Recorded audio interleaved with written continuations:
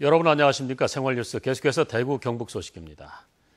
대구와 경북 지역은 오늘 구름 많다가 밤부터 차차 맑아지겠습니다. 오늘 낮 최고 기온은 대구 24도 등 18도에서 25도의 분포를 보이겠고 경북 내륙을 중심으로 오후 한때 산발적으로 비가 내리는 곳도 있겠습니다.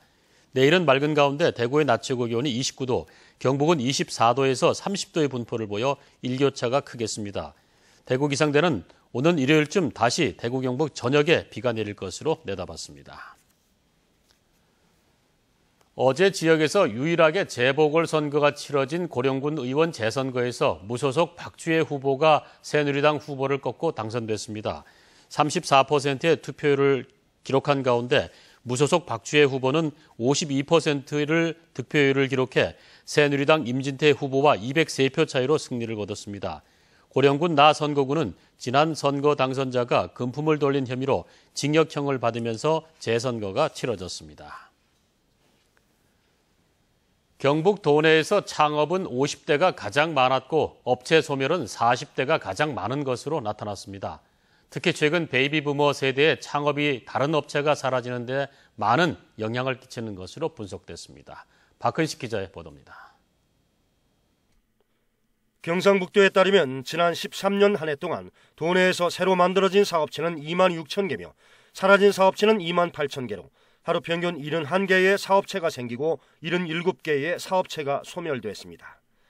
형태별로는 차용업체가 창업이나 폐업 모두 전체 90% 안팎으로 대부분을 차지했습니다. 연령대별 창업은 50대가 1만 3천 개로 전체 절반을 넘었고 40대, 30대 순으로 나타났습니다. 반면 폐업은 40대가 32.8%, 50대 28.5%, 30대 21.4% 순으로 창업에서는 50대가 두드러진 반면 폐업은 연령대별로 고른 분포를 보였습니다. 도내에서도 50대에 의한 창업이 주를 이루고 있고 소매업과 같은 소자본 창업이 많이 붐을 이루고 있는 것으로 나타났습니다.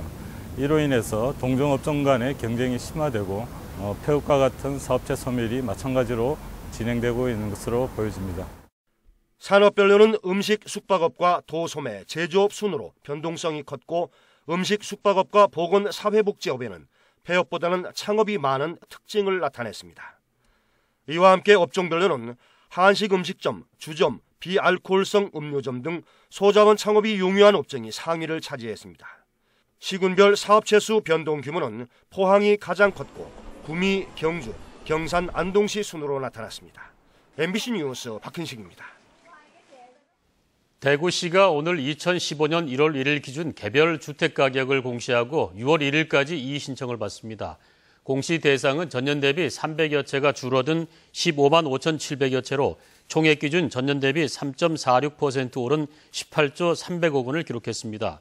지역별로는 대구 테크노폴리스 일반산업단지와 대구 국가산업단지 등 각종 개발사업 영향으로 달성군이 6.45%로 가장 많이 올랐고 중구가 2.28% 올라 상승폭이 가장 작았습니다. 대구시는 대규모 단독주택지가 밀집된 제1종 일반 주거지역인 대명동과 송현동, 만촌동, 두산동 일대에 지구단위 계획 수립을 통해 7층까지 아파트 건설이 가능하도록 하는 지구단위 계획 수립 지침 개정을 추진하고 있습니다. 이에 따라 이 지역에 다양한 유형의 주택 건축이 가능해지고 7층까지 아파트 건설이 가능하도록 대규모 단독주택지의 건축 제한이 완화됩니다.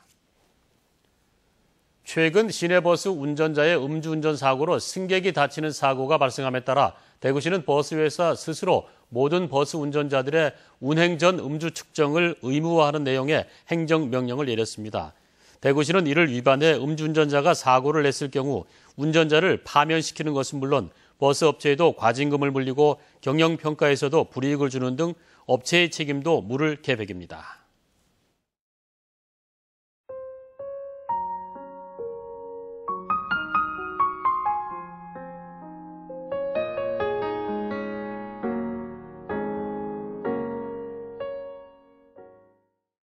이상으로 MBC 생활뉴스 모두 마치겠습니다. 함께 해주신 여러분 고맙습니다.